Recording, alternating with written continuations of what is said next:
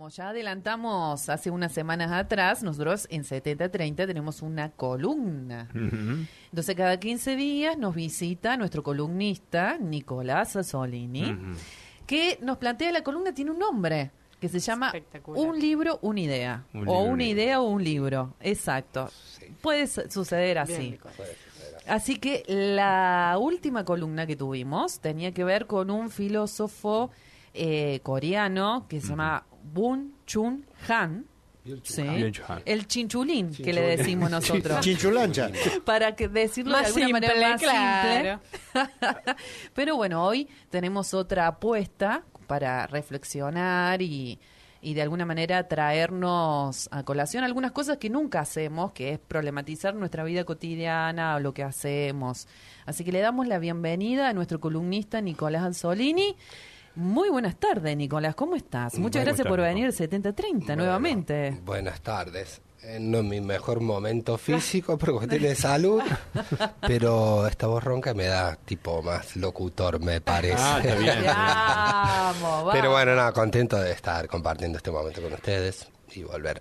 Bueno, muchísimas gracias. Así que bueno, traje hoy un libro, esto como decíamos, la columna es de una idea, un libro, de un libro, una idea. Un libro que me parece que engancha con algunas de las cosas que estuvimos charlando la vez pasada.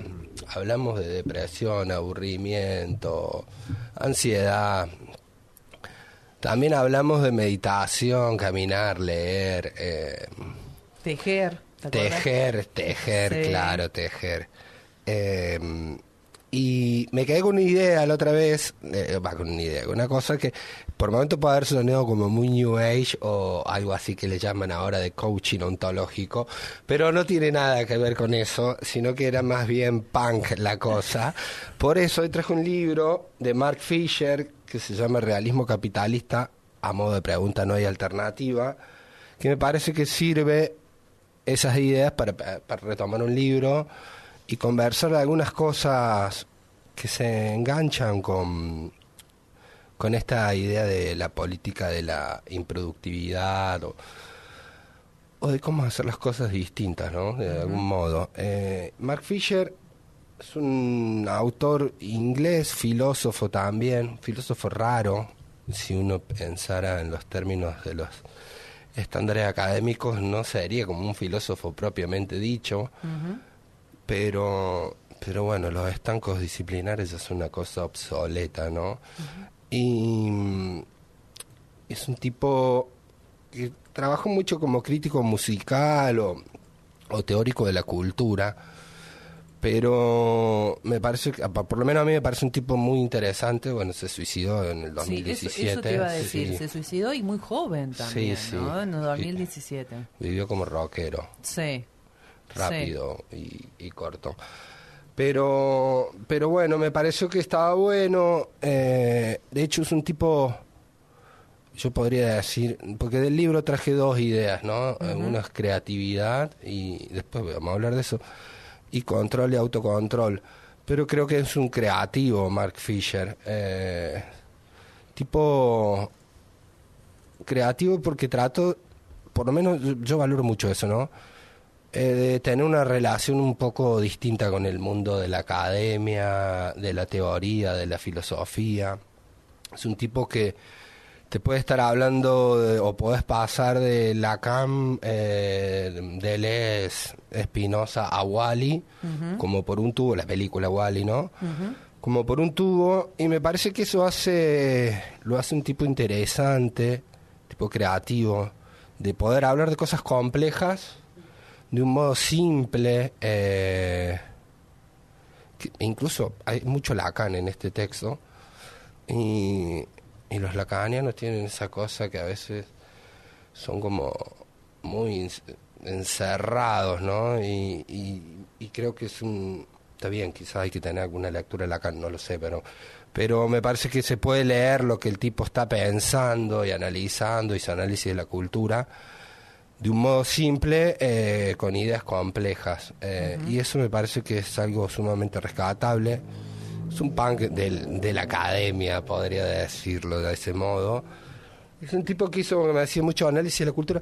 Yo lo veo muy parecido, pero más simple, a Zizek, ¿no? Zizek o Zizek. Me parece que, de hecho, en la contratapa del libro hay unas frases de Zizek sobre este libro, un autor que está citado. Y este libro se llama Realismo Capitalista, a modo de pregunta, decía, no hay alternativa.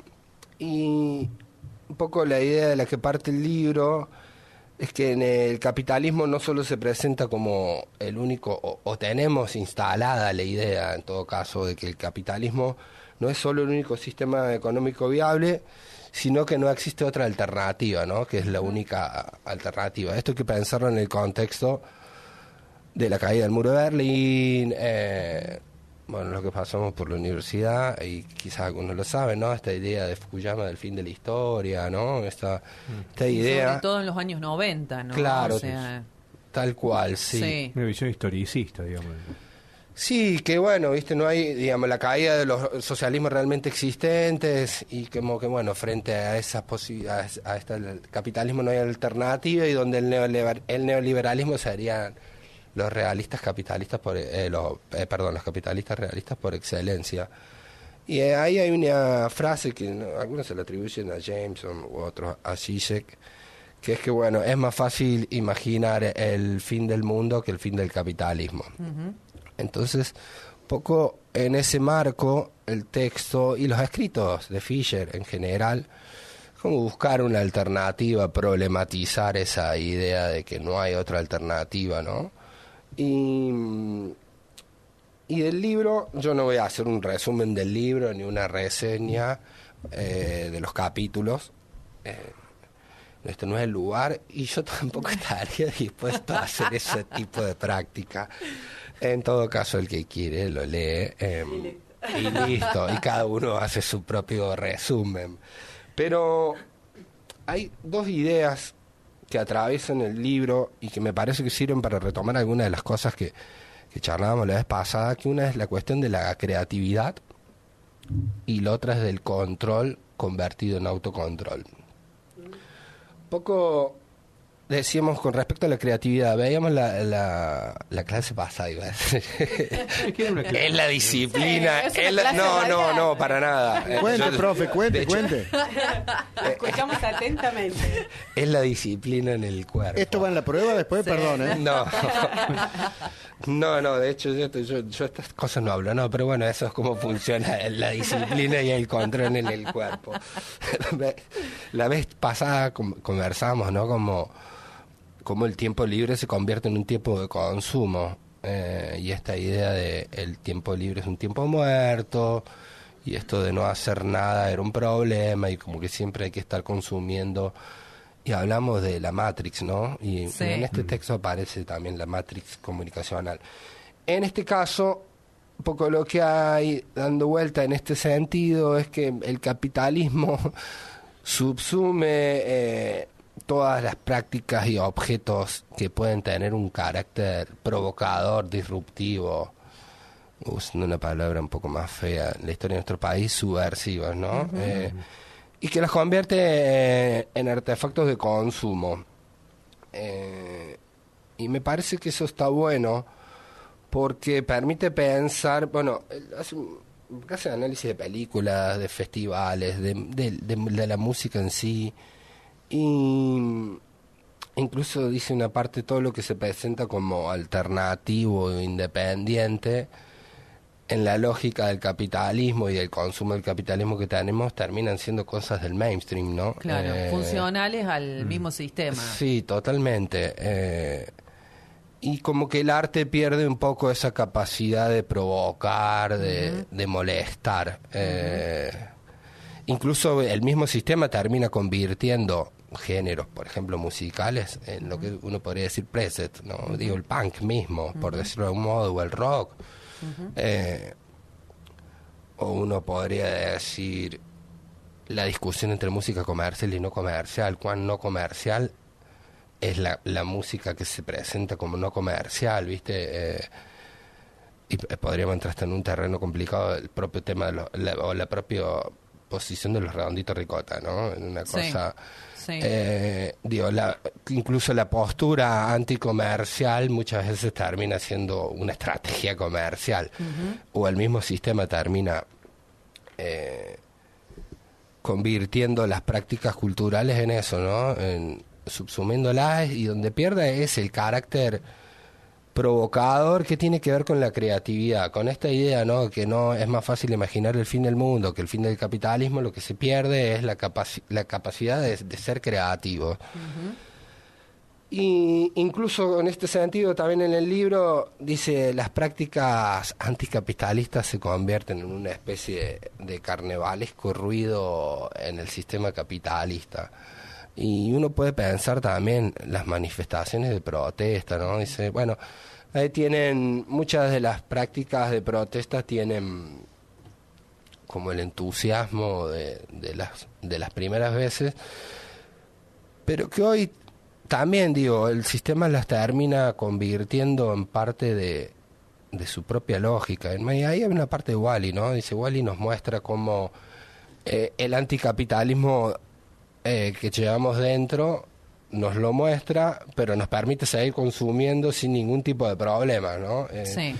Incluso pensando en las manifestaciones, digo, a ver cuántas remeras del Che Guevara, o voy a decir algo más problemático, cuántos pañuelos de todos los colores existen y que te los vende la misma persona. Es como muy loco. He visto. Te vende el celeste, el verde, el naranja, ¿qué otra? El fucsia ahí, ¿no? El rojo, el naranja, claro, el amarillo, bueno, tenemos de diversos colores, pero exactamente, está todo en un puestito. En un puestito. Me enteré hace Todo en un poco que puestito. hay 2 canales de YouTube que son del mismo, son contrapuestos, que son del mismo dueño, digamos. Claro. Uno anti-Milei y el otro pro-Milei. Pro-Milei. Sí. Yo me quedé asombrado con eso, como que juega sí mismo. Claro, bueno, un poco de eso, ¿no? El año pasado estaba en la universidad en una actividad, había una chica que dijo, no era de los que exponían, sino que dice, perdimos la calle, hay que volver a ganar la calle, ¿no? Y ya después me quedé pensando, y bueno, hoy tiene sentido la calle como tal, ¿no? Como pregunta. Digo, cuando la lógica pasa por otro lado, ¿no? Y como una práctica de esto, ¿no? Las manifestaciones anticapitalistas terminan siendo como un carnavalesco ruido. Sí, y que además, dentro del contexto actual, ¿no? Incluso si le podemos pensar en Argentina, y yo también pensaba cómo muchos de los instrumentos que en algún momento fueron disruptivos, o podríamos decir el concepto que vos utilizaste en Argentina como subversivo, hoy dejan de serlo en un plano en que la gente ya descree también de esos mecanismos disruptivos que fueron en otro momento, ¿no? Digo, las manifestaciones o la forma en que conocemos que podrían ser o llevarían a un cambio, a una transformación. Hoy me parece que esos mecanismos dejaron de tener tanta importancia, tal vez por esto de que nos falta esta creatividad de hacer otra cosa para que se convierta realmente disruptivo, ¿no? Y pensaba en el autor que nos trajiste, que le da mucha importancia a los jóvenes, ¿no? Como que los jóvenes son el motor, de alguna manera, para generar esos cambios, y que hoy en día esos jóvenes, y la mayoría de nosotros, estaríamos en un estado de inconsciencia, precisamente para no reconocer esta trama, digamos, del capitalismo, digamos, una mirada sumamente pesimista. Sin embargo, después da una alternativa, pero Claro. pero como muy pesimista, digamos. Bueno, entonces, ¿qué hacemos frente a esta situación que nos genera? O sea, hagamos lo que hagamos, ¿cómo cambiamos esas...? Si me deja agregar una pregunta a lo que decía Vane, ¿qué función cumplen las redes sociales en ese juego, digamos? Porque es como un choque, sobre todo para la política. Hoy tenemos un presidente que nació en Twitter. que nació en las redes sociales. Totalmente. Siendo viral. Cambia un poco la matriz en Sí. eso de... Bueno, vos sabés que Fisher era, en la época de los blogs, empezó siendo como bloguero, ¿no? Claro. Y como estrategia de alternativa y medio creativo. Y hoy yo pensaría esto, que lo que preguntaba Julio con relación a esto, a la pregunta de hemos perdido la calle, tenemos que recuperar la calle, y hoy ves que un presidente se puede instalar o puede ganar una elección por las redes sociales. Claro. Entonces, eso, digo, la cuestión de la falta de creatividad tiene que ver con algo que impone el mismo sistema, ¿no? Y esta idea del capitalismo realista y esta cuestión de que parece que no hay alternativa. Probablemente hoy vemos que funciona el sistema, y también yo creo que hay algo que lo pensaba más para el final, ¿no? Pero bueno, todo se rompe desde adentro. Hoy me levanté con toda la furia. Nosotros también te comentamos. Lo está diciendo Milei eso también. Sí. No, pero te digo que también levantamos con toda la furia, porque empezamos el programa también quejándonos de un montón de cosas, así que estamos todos furiosos. Sí, yo estoy, O quejosos, digamos. O quejosos también. Sí. Es que te desvía el esquema todo esto. yo estoy Claro. Hasta Cada un día. politólogo, el análisis político, lo hemos hablado muchas veces, Vane, se ha desviado con todo esto. Y no solo en el caso Milei. Vos ves Estados Unidos, en su momento Brasil, y en algunos fenómenos en Europa, y te desvió la atención del análisis político en cómo venían trabajando ustedes y estas irrupciones, en redes sociales, en cómo se mediatizó una ciencia. Bueno, yo nunca hice análisis político. Bueno, pero sí, porque creo que siempre corren de atrás y bueno, a mí no sale eso, pero no, que lo comparto lo que decís, sí, digamos, también estamos en un proceso donde el sistema se transforma y bueno, también donde vemos que prácticas que podrían ser para aquellos que desean cambiar las cosas. Bueno, Fisher es un autor de izquierda, ¿no? Sí. Donde prácticas que ya son obsoletas, ¿no?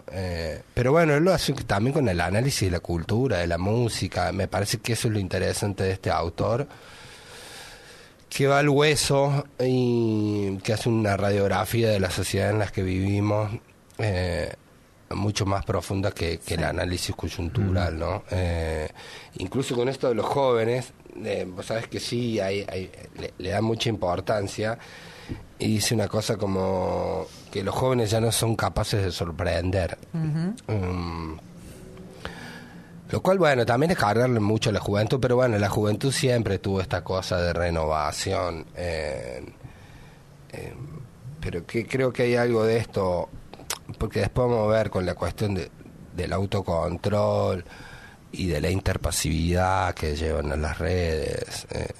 ¿Cómo es que dice? Hay una parte que dice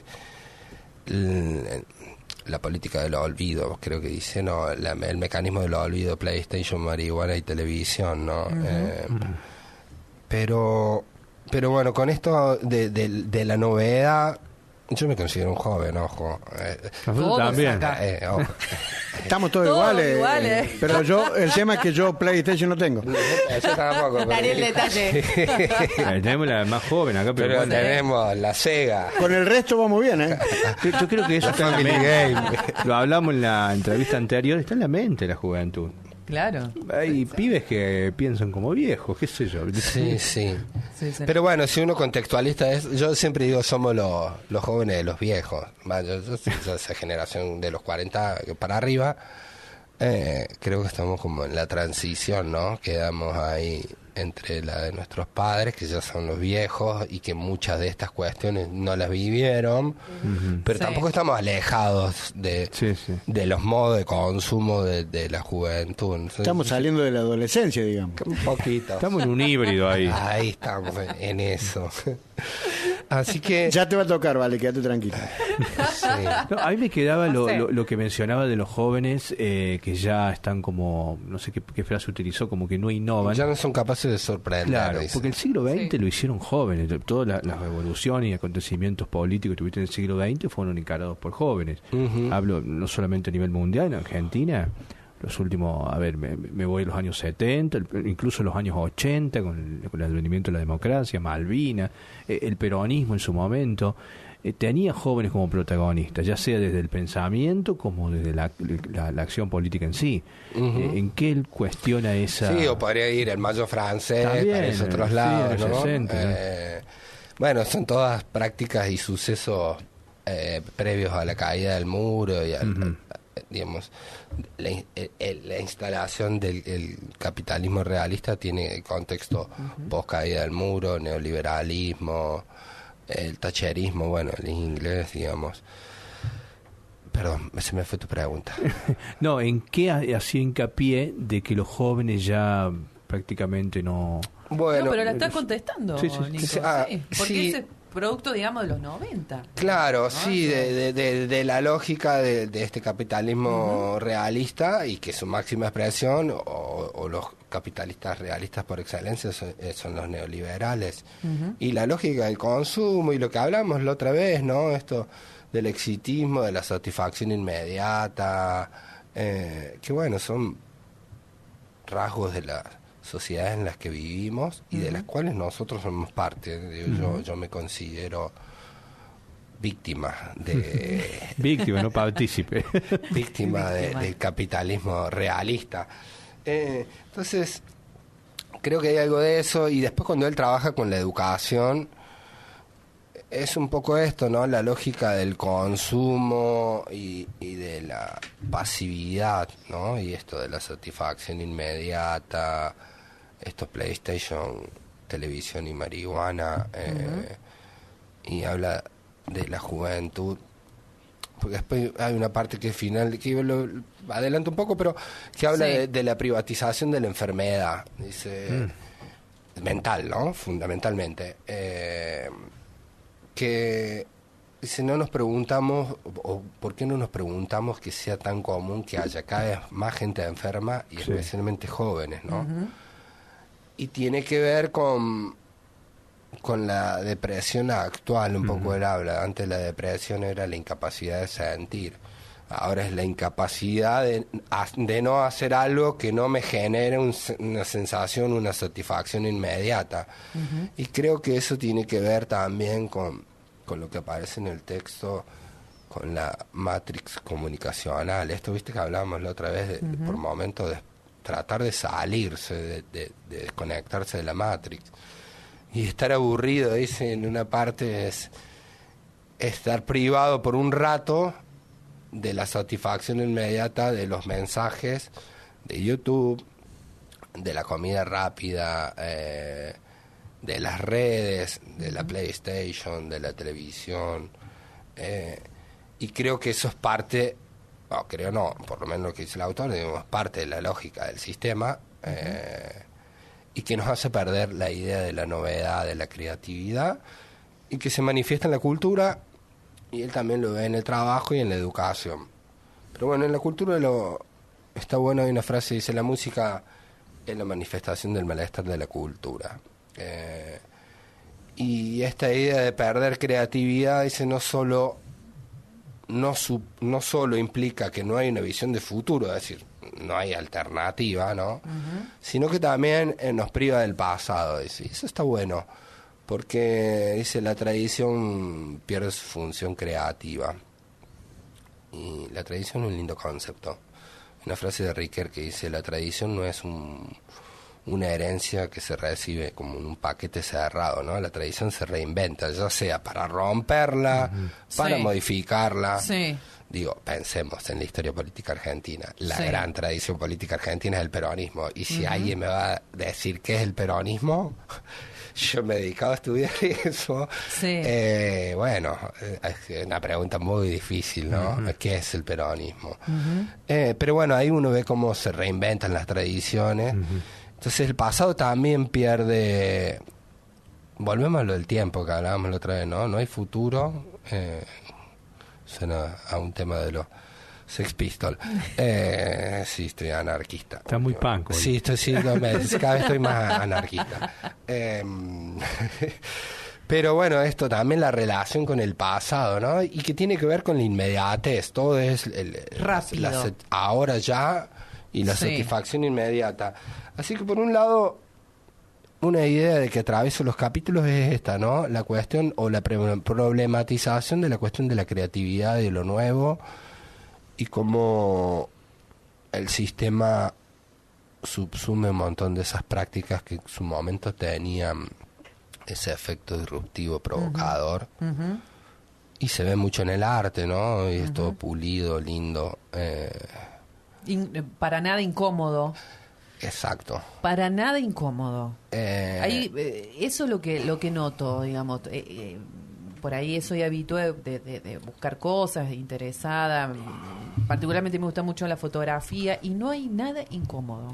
No hay nada incómodo últimamente. Algo que diga, que me toque la fibra de decir, bueno, a ver, no, esto me pone en un lugar donde que me saque de mi del zona de consumidor confort. pasivo, Claro, sería. exacto. Sí, totalmente. Hay Bueno, muy pocas cosas. eso está en Sí. este libro, está en el otro autor que vimos la otra vez también.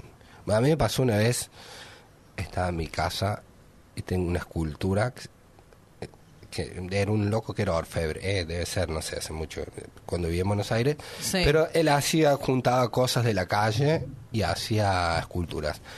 Es una muñeca Barbie, Ujú. toda cubierta con Poxy-Ram, con unos, es muy deforme, Sí. se llama Botox, me dijo Sí. el loco. Me acuerdo que un día estaba mi hermana en mi casa hablando por teléfono y la ve y me hizo una cara como diciendo, ¿qué es eso? What the fuck. Bueno, funcionó. Claro, funcionó. me parece que eso Sí. es lo que a lo que apuntabas, Vane, ¿no? Sí.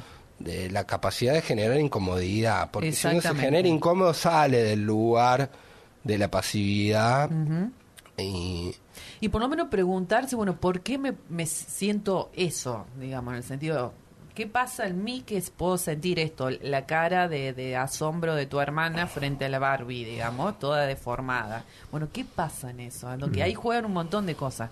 Los estereotipos de belleza, el rol de la mujer, funcionan un montón de ahí.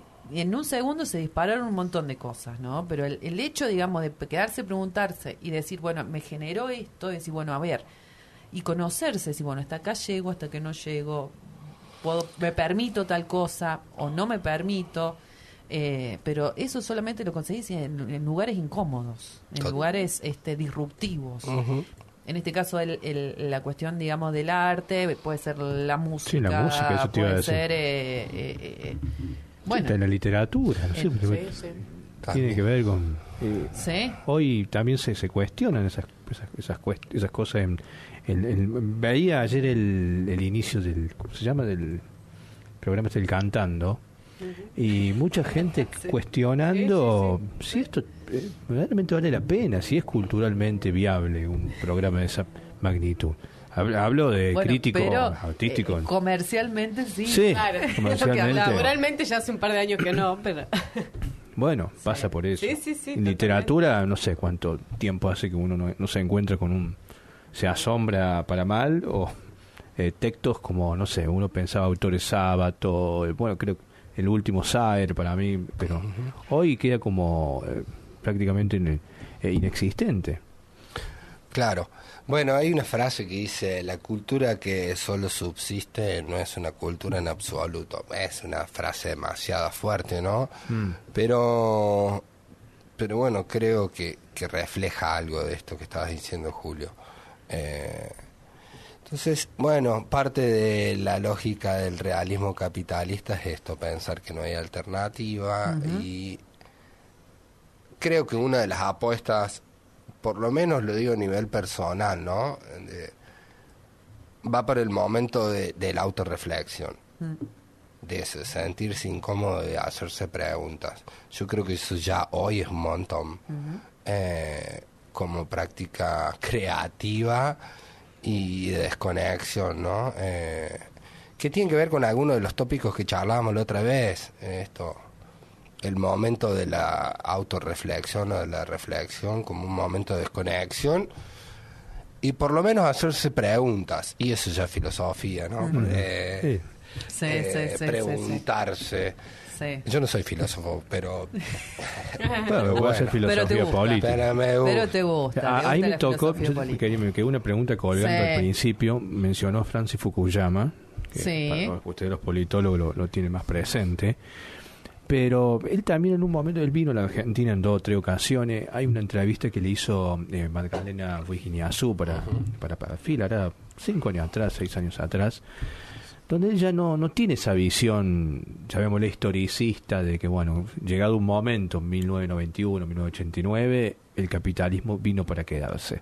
Después aparece un autor que se llama Huntington, Sí. lo cuestiona, como diciendo, bueno, pero viene un choque de civilizaciones, ya se mete en la política la cuestión religiosa. Y lo quiero conectar un poco con lo que mencionaba de la tradición, porque se está discutiendo mucho, y lo llevo a Europa, lo que está pasando hoy en día, porque tenés discursos quizás más de la derecha cuestionando eso, la tradición europea versus la tradición oriental, musulmán, y si el capitalismo, al haberse quedado, o el sistema capitalista, sin enemigos, pienso en la Unión Soviética, ¿no puede generar una implosión también en cuanto a ese conflicto que puede salir de esta nada misma que quedó el liberalismo, el capitalismo como sistema?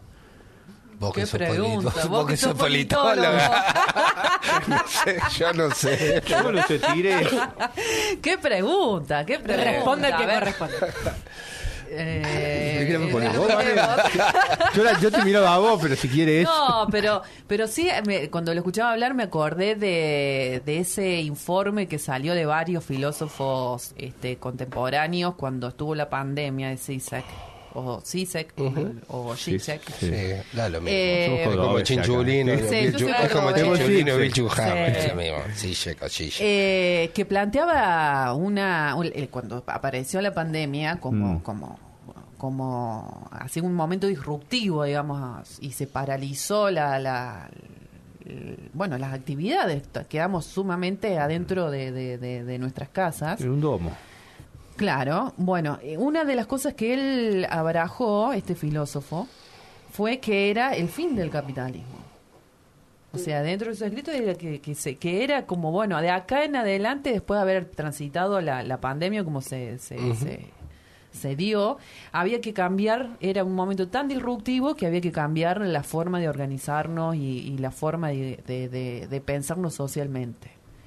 Indudablemente eso no sucedió, al contrario, se volvió al capitalismo realista, para tomar con el autor que toma Nico, con mucho más fuerza. La pregunta por ahí a lo mejor es que, ¿qué queda en cada uno? Incluso, me parece, y pensando también en el autor que nos trae Nico, es la idea de la conversación colectiva. Esto que está sucediendo en este momento, ¿no? En este espacio, en este momento radial y en esta mesa de trabajo que estamos conversando, ¿no? De plantear el diálogo de los espacios públicos, ¿no? Me parece que esa es como la forma o el mecanismo, digamos, de hacer visible este tipo de cosas, ¿no? Este momento que está pasando es para mí, digamos, un momento de decir, bueno, a ver, pongamos freno, pensemos y, a ver, pensemos también nuestras prácticas y me parece que eso es el momento. Yo no sé si va a ser disruptivo así como vos lo planteas, digamos, que va a venir No, porque el un libro... choque y, bueno, va a cambiar de un sistema al otro, ¿no? Pero yo he hablado de una implosión. Sí. Porque el libro de qué año, 2008-2009. Me parece que yo lo tengo el libro, ¿no? Confieso que no lo he leído, pero conozco Sí. el autor. Creo que es 2008-2009. Sí. También estaba... Voy a ver la original porque de Sí. todas maneras- También estaba en debate el capitalismo en ese momento. No olvidemos la crisis del año 2007-2008. Hizo tambalear el sistema y mucha gente se repreguntó. Yo, por ejemplo, estoy muy abocado al tema cripto. Y Bitcoin, por ejemplo, la irrupción de Bitcoin, que mucha gente cree que es pro-capitalista, y todo lo contrario, le hizo tambalear las patas el sistema bancario. El sistema bancario no puede hacer frente a eso, y hay gente que lo ve como, bueno, como una implosión dentro del capitalismo en sí. Hablo de este ejemplo. Claro. No sé si en otros aspectos también puede. Sí. El libro es del 16, de 2016. Lo publicó antes, lo tengo desde antes yo. por lo que vi rápido ahí, Sí. pero bueno. Sí. Él tiene otra, digamos, como teórico o autor de izquierda, ¿no? Tiene otra visión que en realidad es como salir de la lógica del sindicalismo y de ciertas prácticas de los socialismos realmente existentes. Yo a tu pregunta no tengo la respuesta, si no, no estaría acá y estaría ganando plata y dando conferencias por alguna por las distintas partes del mundo. No, pero bueno, hay algo ahí que me parece que está bueno, es que yo en eso soy postestructuralista, ¿no? Digo, tu identidad se define en oposición a otra cosa. Para que haya bueno tiene que haber malos, siempre hay la necesidad de construir un otro. Creo que o por lo menos lo que señala acá el texto, es que la lógica del realismo capitalista es como borrar esa imagen del otro, ¿no? Y que todos aceptemos que no hay otra alternativa. Las prácticas creo que todavía nadie las ha encontrado, digamos, alternativas. Yo personalmente, en la etapa de mi vida en la que estoy, creo que, y que tiene que ver con el otro punto, con el autocontrol, parece que la práctica hoy por lo menos empieza siendo mucho más individualista, pero no en el sentido despectivo del término, ¿no? Sino que es más interior. El momento de la autorreflexión, me parece que estamos tan enchufados que poder sacarte 2 cables o intentar sacarte 2 cables ya es como el primer gesto, ¿no? Es una palabra muy fuerte, pero digo, como que la revolución es mucho más interna, porque es la lógica, ¿no? Digamos, de la atomización. Por eso así se rompe desde adentro. Como primera instancia, ¿no? Si uno no se saca un par de cables, uno podría decir que puede ser parte de ese carnavalesco ruido. Esto, tomemos la calle. Creo, ¿no? Y por eso me parece que lo engancho con lo que charlábamos la otra vez, la política de la improductividad, el ocio, la reflexión, los momentos donde uno puede salirse de eso o intentar salir. De ahí me parece que será que transito los 40 y llegué a la cúspide de la montaña y ahora me toca la para abajo y entro en un momento más introspectivo de mi vida. Y que estoy cada vez más anarquista.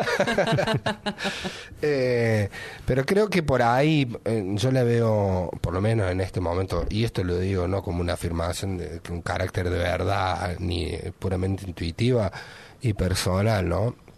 Porque el otro punto que atraviesa el texto, que lo ve mucho con el trabajo y con la educación, es la del control y el autocontrol, que es el paso de la disciplina al autocontrol. Estos somos nuestros propios verdugos, que en parte ya se ve con Vigilar y Castigar de Foucault, pero bueno, con la idea después y que condensa, ¿no? la idea de biopolítica. Y Byung-Chul Han tiene un texto que se llama Psicopolítica, que va también por ese lado. Pero esto, ¿no? Digamos, ya no es necesario el control como algo externo, sino que somos nuestros propios verdugos, y el control funciona siempre y cuando somos cómplices de eso. Y creo que tiene que ver con esta cosa de estar continuamente conectados, enganchados. Y ahí aparece la idea de la privatización de la enfermedad, que me parece que es algo muy bueno, que se ve tanto con los estudiantes que lo ve. Fisher daba clase como en lo que sería un terciario. Y en el mundo del trabajo, incluso habla del mundo académico. Yo me veía, digamos, la picadora de carne de CONICET y los informes, víctimas. Yo soy víctima, digo, del capitalismo realista. Pero hay algo de esto, la privatización de la enfermedad está muy bueno, porque, y habla de la mental, ¿no? Y esta es la pregunta que decía, ¿cómo puede ser que no nos parezca raro que cada vez hay más problemas enfermos y que especialmente sean jóvenes, ¿no? Que, digo, hoy es común escuchar hablar un chico de depresión, viste, como wow, es mucho. Y Y ahí dice una cosa que esto es la privatización, y hay de la enfermedad, y hay un texto de la privatización del estrés. En el apéndice está muy lindo ese capítulo. Que dice, se lleva a pensar la enfermedad o los trastornos depresivos, pongámosle, como una cuestión de química, ¿no? Interna al propio individuo, que te falta serotonina, no sé qué, que lo acomoda con esta pastilla y demás. Exactamente. Que dice, sí, nadie va a discutir que hay una cuestión química. La pregunta que tenemos que hacernos es por qué llegamos a esas condiciones, ¿no? ¿Qué es lo que afecta? Y ahí es politizar el problema de la enfermedad, ¿no? Preguntarnos, porque creo que tiene que ver, creo no, por lo menos lo que dice el texto, con la lógica del trabajo en la que vivimos, cada vez mayor precarización laboral, la del freelance, digamos, ¿viste? La del freelance, te la debo. No, yo no soy freelance, pero, ¿viste? Estar corriendo detrás de tus propias subsistencias. Bueno, hablábamos afuera del aire, ¿no? De la satisfacción de las necesidades básicas. Y cómo todo eso nos termina enfermando, ¿no? Y eso sí produce desequilibrios químicos, pero bueno, es preguntarse cómo llegamos. Y creo que parte de esta autorreflexión o en la forma que por lo menos yo hoy veo que una alternativa a esa cuestión. Porque dice, bueno, lo ponemos en el lugar de las personas o de los sujetos de la enfermedad, y después la privatización es el negocio de los laboratorios, que con una pastilla se soluciona. Tal cual. Pero seguís viviendo la misma vida iba a decir una mala palabra, pero... Sí, se puede decir. No es mala palabra. Si está en el diccionario, no está en mala palabra. Y después, bueno, dejé de tomar la pastilla o terminás... totalmente dependiente de las pastillas. Claro. De hecho, dice el personaje, el protagonista de esta película, de la etapa en la que vivimos, es el adicto deudor, ¿no? Y eso está bueno también, porque estamos totalmente conectados, dependientes de eso, y si no, la solución es química, que te la ofrece un laboratorio, pero nunca problematizamos el ritmo de vida que llevamos, el sistema de vida que tenemos. Totalmente. Esto, lo del exitismo que hablábamos la otra vez, ¿no? Esta cosa de ser exitoso continuamente, que genera frustración. Y ahí también se lo ven los jóvenes, y eso ¿no? también es un mandato social. Totalmente. Dentro Claro. de mencionar lo de los freelance, que eso es muy post-pandemia, el teletrabajo, todo ese debate todavía no se ha dado. Esa exigencia del éxito, de la competencia, todo o nada, es un tema. Vale, ¿te parece hacer una tandita? Y seguimos, porque seguramente... Totalmente. Uno podría poner, así como si tuviéramos zócalos, que ya lo vamos a tener. Ya vamos a tener zócalos. Seguramente. Ahí en el... Vamos a la tanda. Pasa que se me sacan la cara a mí, mi cara. Sería, la revolución es interna. Verá, la revolución es interna. Claro. Nico Anzolini, Una la extracción revolución es un interna. frasómetro se llamaba antes. Un frasómetro de cosas, de definiciones que valen. Claro, claro.